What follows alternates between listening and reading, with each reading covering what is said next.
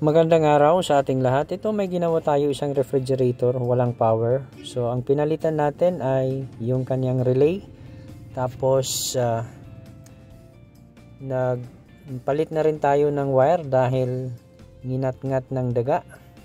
Tapos yung ibang wire dito ay nilagyan na rin natin ng electrical tape. Dito ay nagte-testing tayo kung gagana ba itong refrigerator. So yan po ang nilagyan ko ng electrical tape, yung mga wires na yon. Tapos pakita ko sa inyo kung anong brand ng refrigerator na ito. Yan po ay EZY glass refrigerator.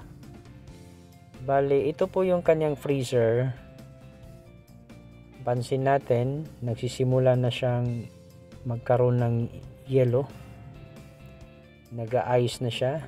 So ibig sabihin gumagana na ang freezer ng refrigerator na ito.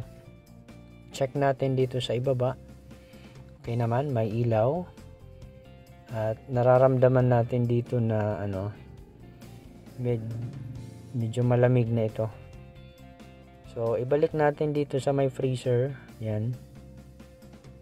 Nag-yellow na siya. So, ibig sabihin okay na ito.